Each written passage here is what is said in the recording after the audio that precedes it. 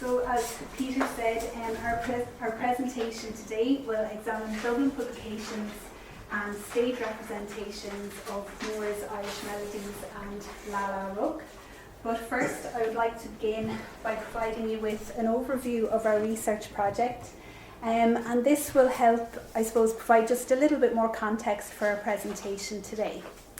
So Erin is the acronym for our research project, and that stands for Europe's Reception of the Irish Melodies and National Airs, or Thomas Moore in Europe. So during the course of our research project, Sarah and I have been examining the dissemination and reception of Moore's work within a European context. Thomas Moore was a prolific individual.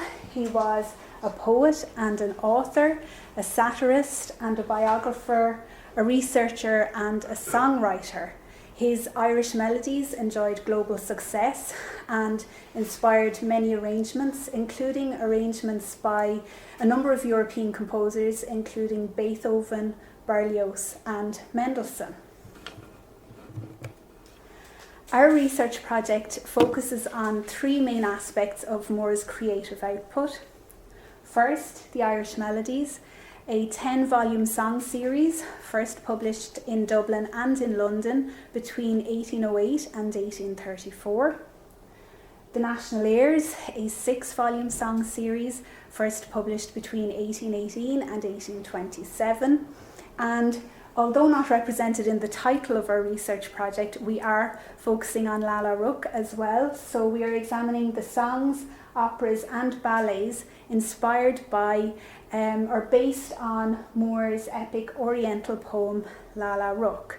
And this poem was first published in 1817. It has quite an interesting structure. There are 4 interwoven tales that are structured around an overarching story. And contained in the poem are a number of song texts which are performed by principal characters in the poem. So, what is so special about this particular group of works? Why did Sarah and I decide to focus on this particular group of works for our research project?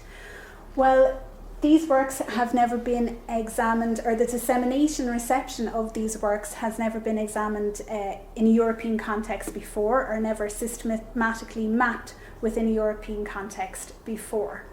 So this inspired a number of key research questions. For example, which European countries were most receptive to Moore's work and why?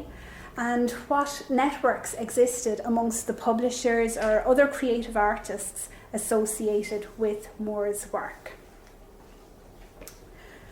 So in order to answer these research questions, it was necessary to consult the wonderful array of Moore sources that are extant across 8 European libraries.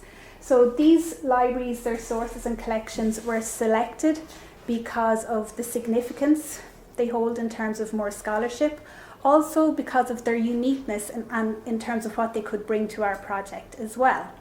So we examined sources that are extant here at Queen's in special collections at McCleave Library. We examined sources extant at the British Library, at the Bibliothèque Nationale in Paris, at three German libraries, the Staatsbibliothek in Berlin, the Bavarian State Library in Munich, the University State Library in Leipzig, the National Library of Ireland, and the library at the Royal Irish Academy in Dublin. So the principal or platform collection is that which is housed here at Queen's, the Gibson Massey Moore collection, acquired by Queen's around the 1960s. The collection contains over 1,000 volumes of printed works, and this includes literary works and printed music. And indeed, the collection has been added to over the years.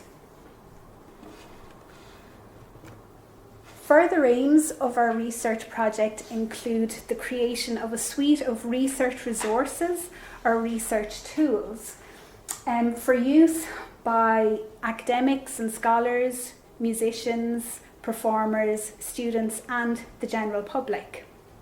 And the principal resource or tool is an online searchable database, essentially a catalogue, an online catalogue of British and European editions of the Irish Melodies, national airs, and the songs, operas, or ballets associated with Lalla Rookh.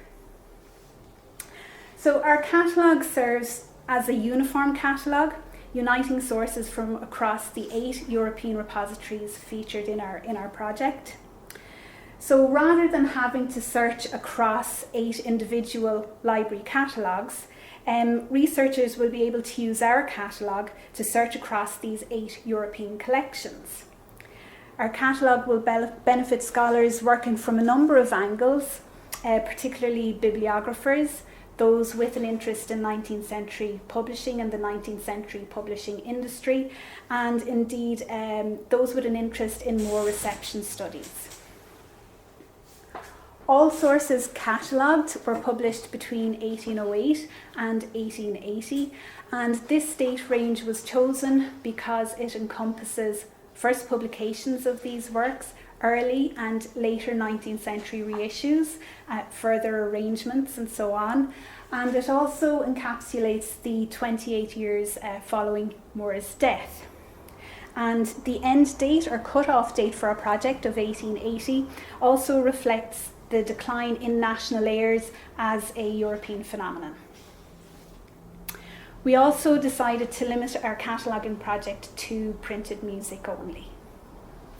So illustrated on the slide behind me here is an early draft of the design for our website and catalogue homepage. The areas highlighted in light blue illustrate the live links. So the homepage and catalogue will link out to further resources. It will link to a series of 4 online exhibitions, 2 exhibitions for the Irish Melodies, 1 for the poetry and 1 for the music, an exhibition for the national airs, and an exhibition for songs, operas and ballets associated with Lalla Rookh. Our website will also link out to a series of podcasts, and this will feature a number of recordings of select Irish melodies, which will be performed by undergraduate music students here at Queen's. And the homepage will also link out to our project blog, which has been available online since January 2016.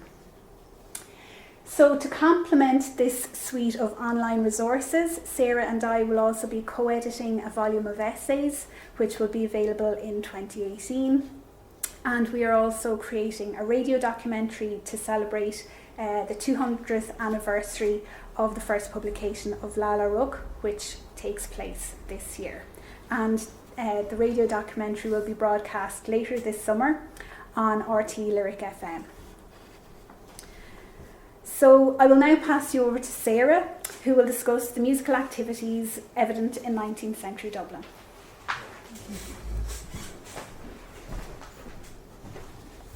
Okay, the intention of today's presentation is to provide an introduction to the musical and publishing networks in Dublin that promoted the work of Thomas Moore. I'll now spend a few minutes giving you a sense of Dublin's musical life during the period covered by Project Erin, so 1808 to 1880. An active public concert life had already developed during the 18th century. We have concert venues including the Crow Street Theatre, which was established in 1731. It was the most important for music theatre. From 1776, under Michael Aren's ownership, it promoted a repertory of English operas, comic and serious, burlettas, and music concerts. Under Frederick Jones's subsequent direction, the theatre suffered from his wayward temperament and closed in 1820 when Jones was denied the possibility of renewing his lease, or indeed getting a lease for any other theatre. It was quite explicit: we're not going to give you a lease for anything ever again. From that date, the principal opera venue was the Theatre Royal, which operated from 1821 to 1880, at which point it burned down. It had a monopoly on stage music. Opera in English and Italian were performed there over the years, as well as concerts. Its orchestral musicians were local. The singers were drawn from a pool of European talent. The occasional draw of big names such as Angelica Catalani added to the theatre's status as a venue. The Gaiety Theatre, which was established in 1871, was for touring companies such as the Carla Rosa Opera Company and the Doyle Cat Opera Company. For the dissemination of Irish music generally, as well as Moore's work in particular, the societies organised for amateur musicians were important. Triona is going to give you some more detail about these presently. As Barra Boydell and Adrian Scahill explain, following the Act of Union, Dublin declined as a social centre. The rise of amateur music making ensured that musical activity continued to develop. The Dublin Grand Music Festival of 1814 was, and I'm quoting them again, influential in the re-establishment of the city's musical status. By the mid-19th century, Dubliners experienced large-scale concerts organised by three distinct organisations. The Philharmonic Society was founded by Henry Bussell and Francis Robinson in 1826 and was intended to promote instrumental and vocal music by the most eminent composers. Supported by the wealthy Protestant classes, its audience members were expected to wear evening dress to attend an event. Despite Bussell's incompetence as a conductor, the society was supported due to the level of foreign talent it attracted, including the eminent pianist Clara Schumann as well as vocalist Clara Novello. This exclusivity in dress and origin of performer, local talent was snubbed, was challenged in the press. The Dublin Music Society, which was established in 1875, presented choral and orchestral concerts while offering an alternative to the exclusivity pursued by the Philharmonic. We might wish to note that the Philharmonic was co-founded by Francis Robinson Sr., so we have two men, both of whom were associated with Moore in various respects, in organizing one of the major concert societies in Dublin. Francis Robinson was a versatile musician whose son promoted the work of Thomas Moore through editing his melodies. And Henry Bussell, who was his co-founder, was also an editor of Moore. And Triona is going to tell you more about them now.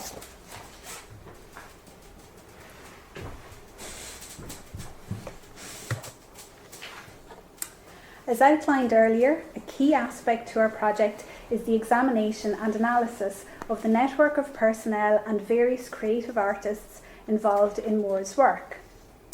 In terms of the Irish Melodies, Moore was a collaborator, and the creation and publication of this 10-volume song series with piano accompaniments was very much a collaborative project.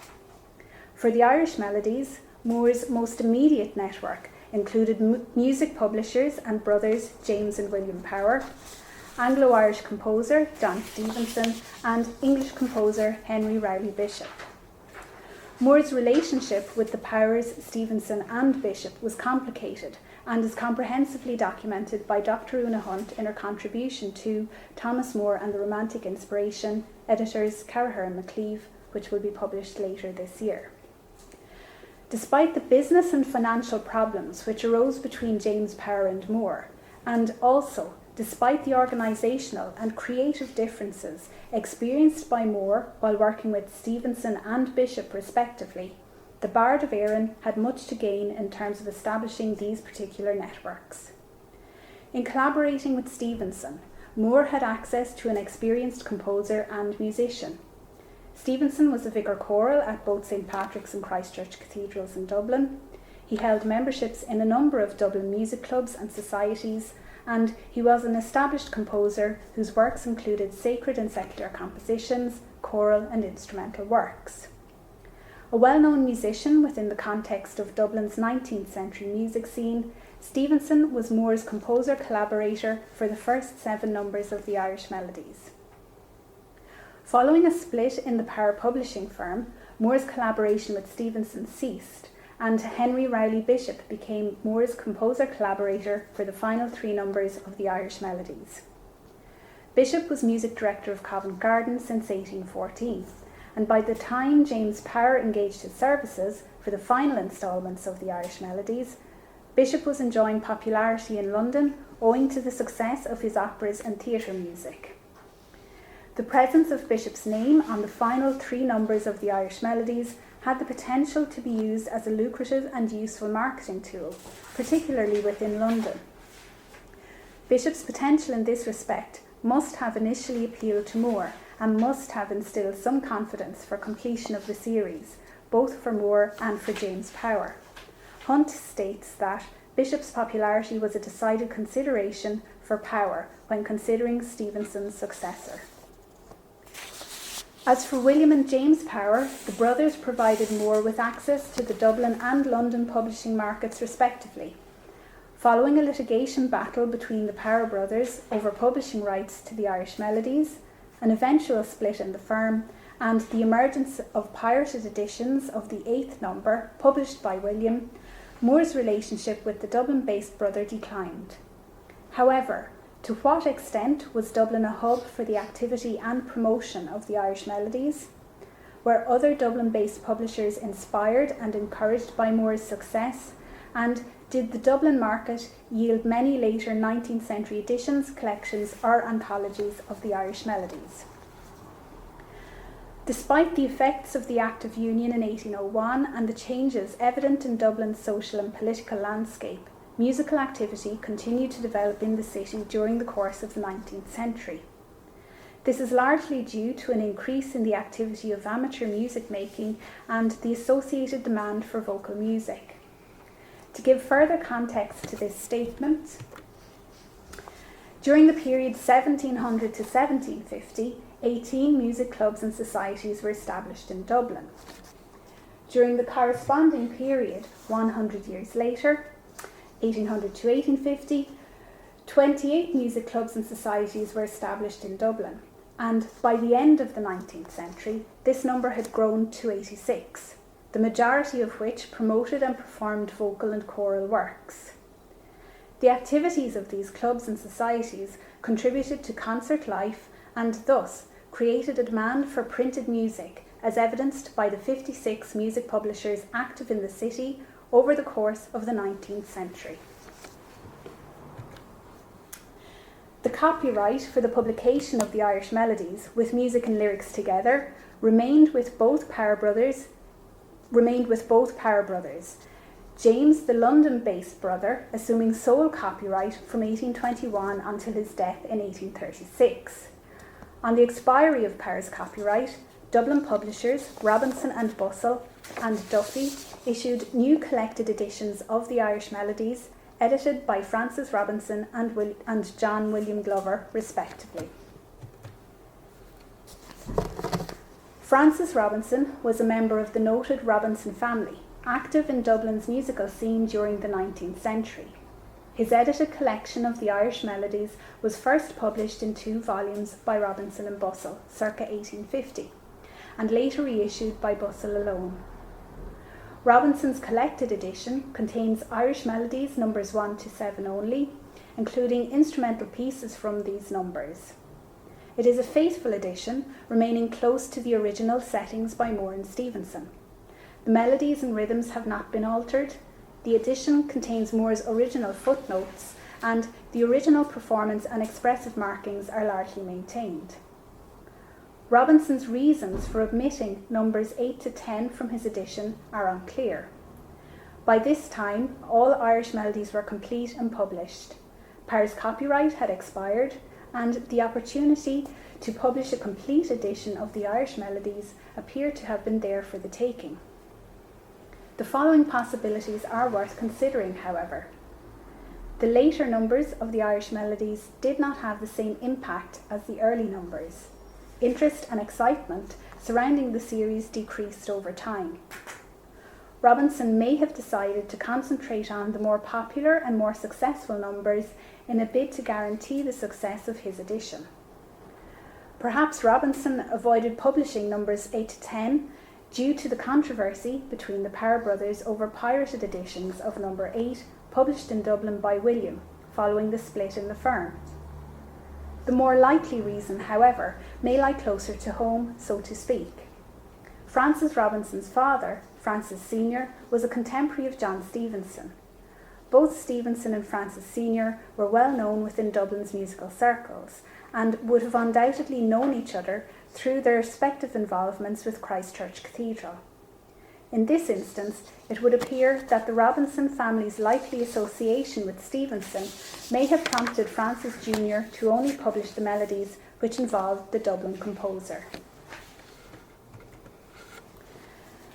John William Glover's edition was first published by James Duffy in 1859 and appears to have been reissued in 1860 and possibly again in the 1870s and 1880s.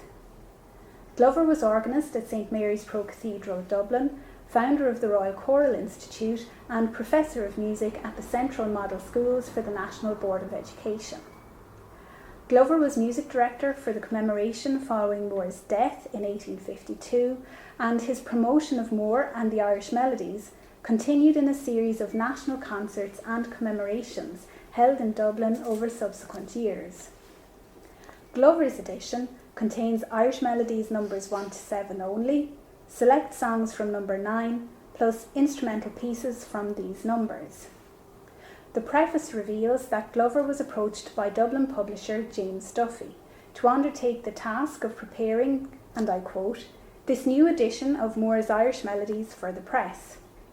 With this new edition, Glover attempted to produce a more accessible, user-friendly publication as outlined in the second paragraph of the preface.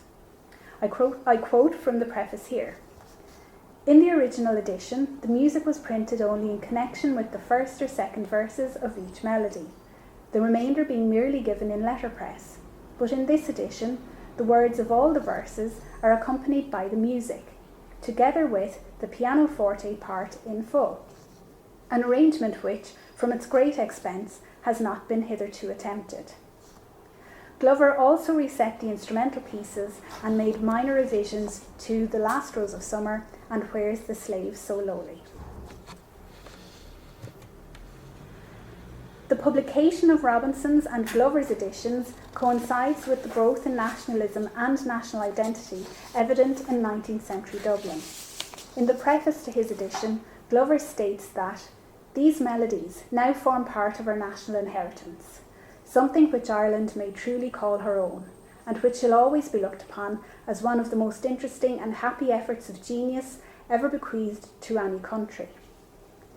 The networks surrounding publication of these editions represent various aspects of musical life in 19th century Dublin and different social strata.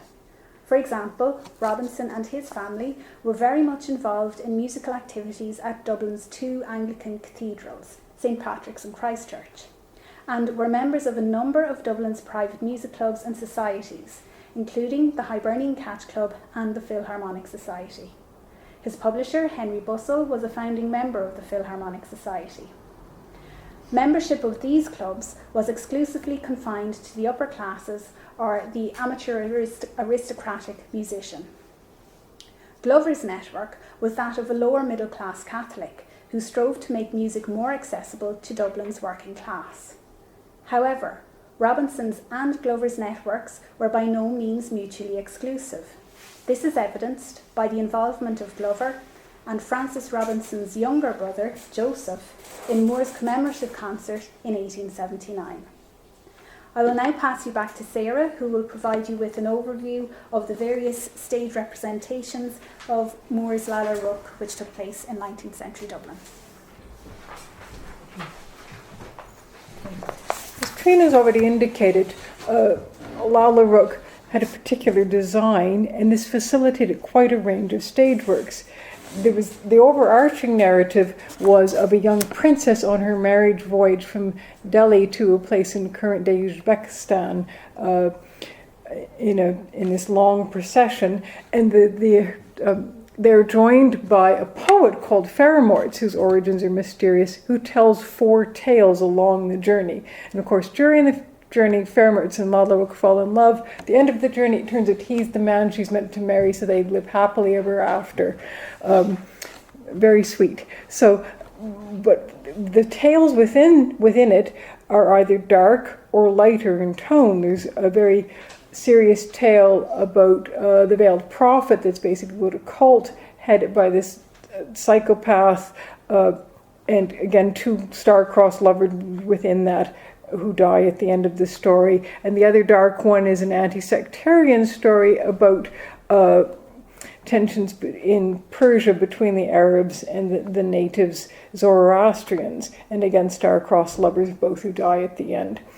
And then you have a lighter story in the Light of the Harem that's about star-crossed lovers who end up happy at the end, and you have another story about the Paradise and the Peri that's about a Persian angel who falls from grace and has to go out on 3 quests and bring back the perfect gift to heaven, and this taps into romantic values, and of course it's the gift that represents redemption that opens the gate.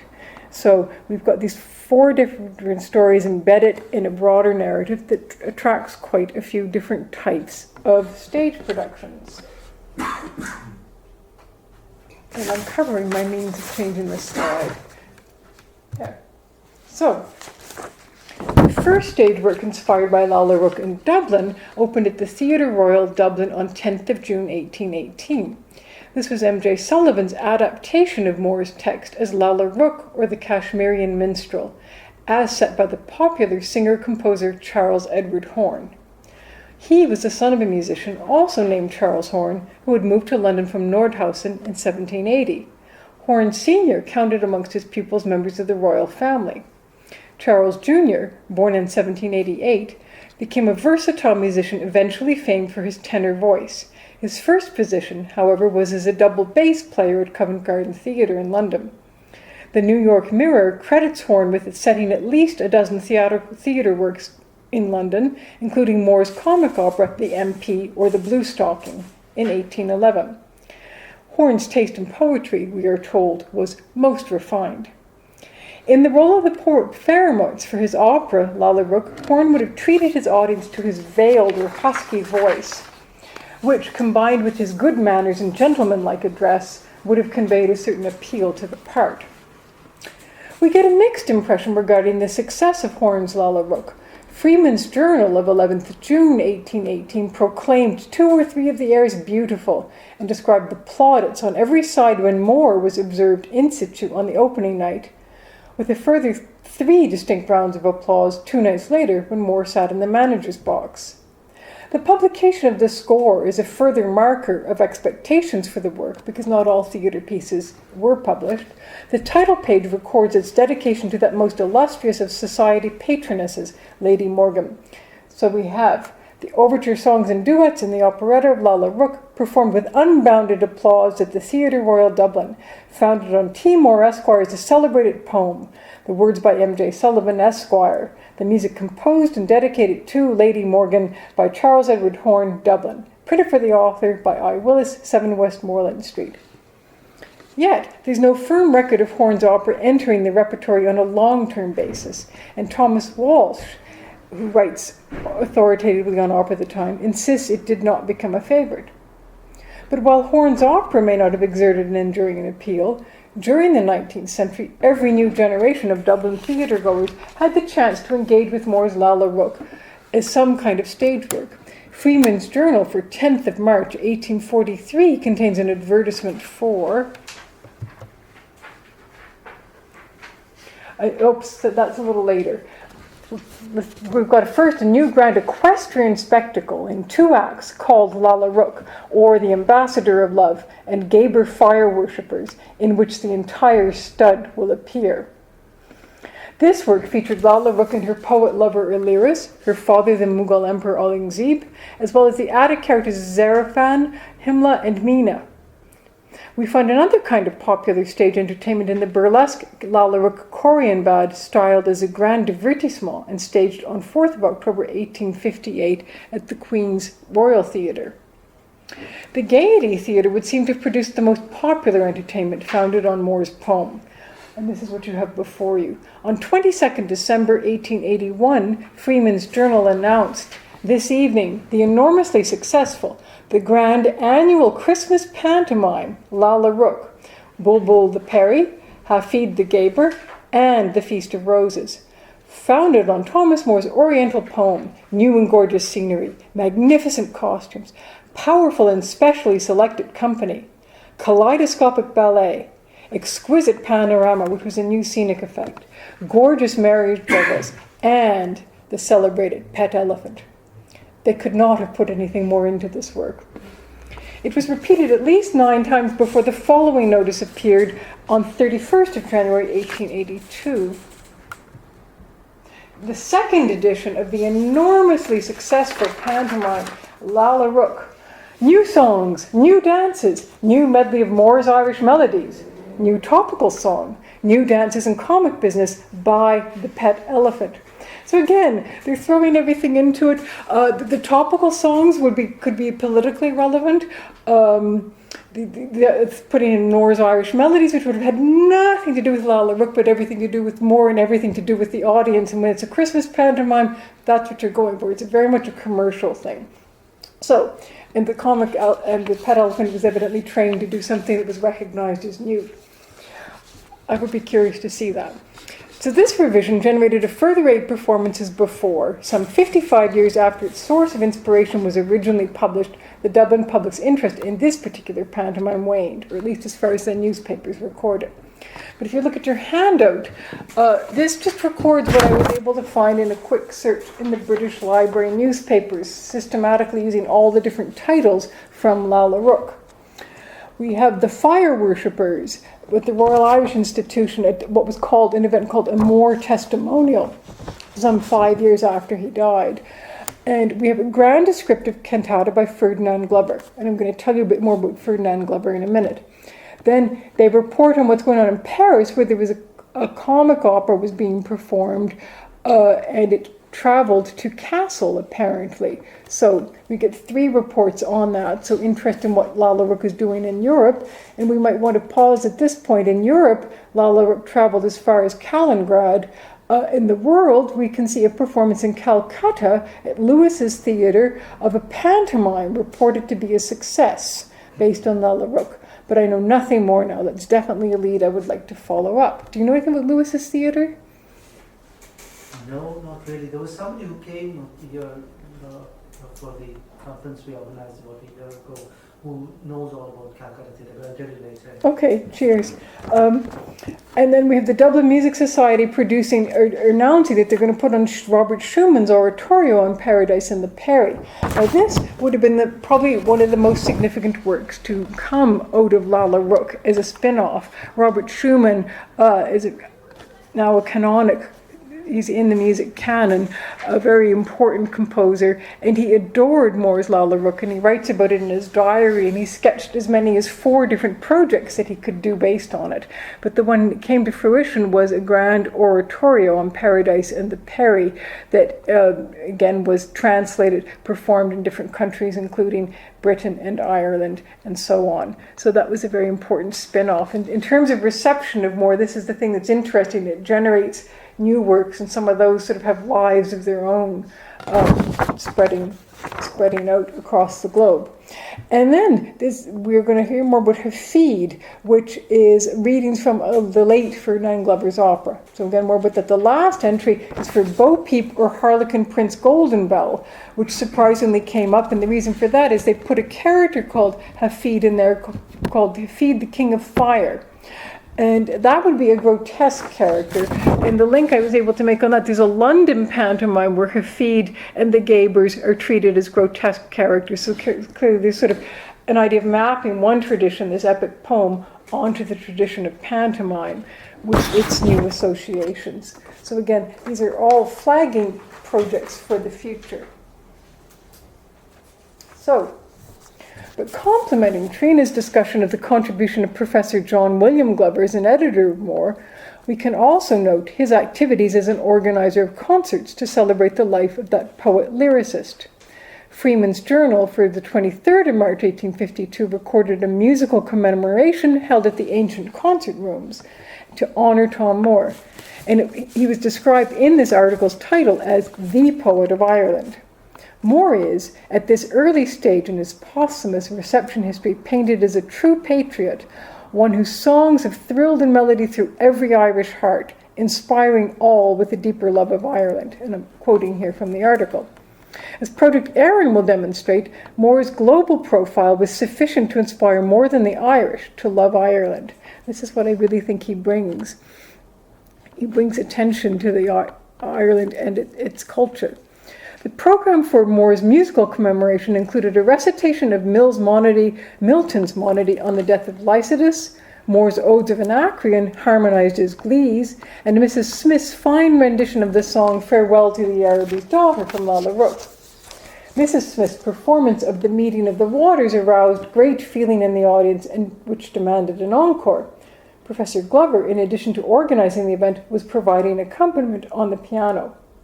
The Era, for 3rd of June 1855, and this is a London paper, reported that the concert to mark Moore's birthday in that year was commanded by the Lord Lieutenant, who had selected Professor Glover as conductor, to the entire satisfaction of all concerned. So Glover was to continue as a leading light in Dublin's musical scene, conducting an event billed as a Grand National Concert of Irish Music on 15th March 1876 that included a rendition of Moore's The Harp That Once through Tara's Halls in the Most Reverend Dr. Mihale's Irish translation. And we have a copy of this in McCleave, but unfortunately I didn't manage to get an image loaded up for you to see, but we'll certainly put one on the website in due course.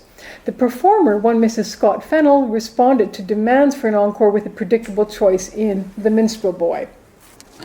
Freeman's Journal also records the musical activities of Glover's offspring, including 2 harpists, Emily and Madeline, plus an anonymous singing daughter who joined her father in a program promoting Irish music, including obligatory Moore's Melodies, at Southampton Buildings, London, in March 1866.